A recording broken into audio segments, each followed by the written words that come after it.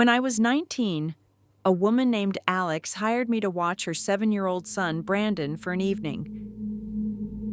They were staying at Alex's aunt's house while their apartment was being repaired. It was the middle of summer, and the place still looked borrowed. Suitcases stood beside the washing machine. School books had been stacked in a dining room cabinet. Brandon was sleeping upstairs in the guest room, where Alex's cousins used to sleep. When I got there, the sunlight was still coming into the kitchen through the windows. Alex pointed out to me where I could find the spare key behind the flower pot, told me that the heat upstairs was increasing, and left the box fan on Brandon's bed.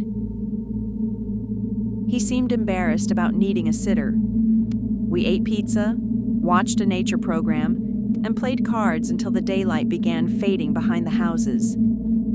At bedtime, Brandon stopped in the guest room doorway. "I don't like it when that door is shut," he said. He meant the built-in wardrobe opposite the bed. It had 2 narrow wooden doors and a drawer underneath.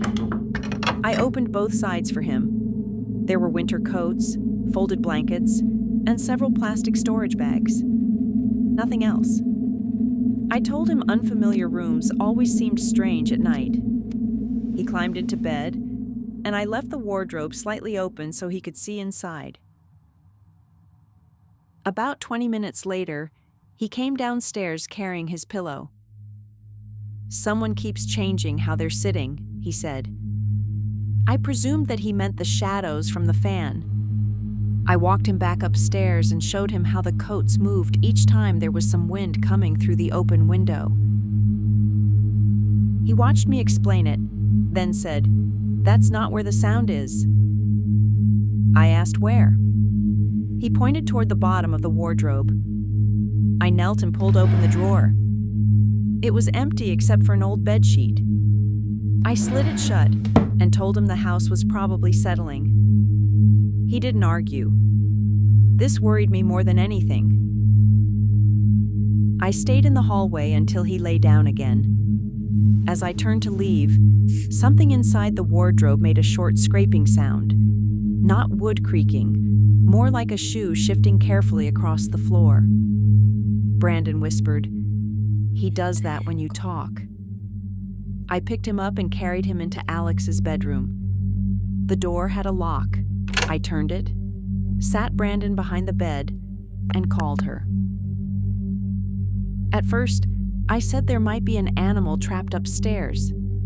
Alex went quiet, then asked whether the small window beside the back stairs was open. I had not noticed any window there. Alex said that I should stay away from the wardrobe and that she was calling the police. While we waited, I heard the guest room door open. A few seconds later, there were cautious steps in the hallway, followed by the sound of the back stairwell door shutting quietly. The police found the wardrobe empty. The narrow window downstairs had been pried open, and there was dirt on the sill. One of the guest room blankets had been folded on the wardrobe floor, like someone had been sitting on it. Alex arrived just before the search ended. When she saw the blanket, she immediately talked about her aunt's former handyman, who had been using keys to this house for many years and had lately been refused entry because he had done so without permission. They never found him that night. I stopped babysitting after that. Alex and I exchanged a few messages and then ceased. Now I do not know whether the stranger entered the house before I came or while Brandon and I were eating downstairs.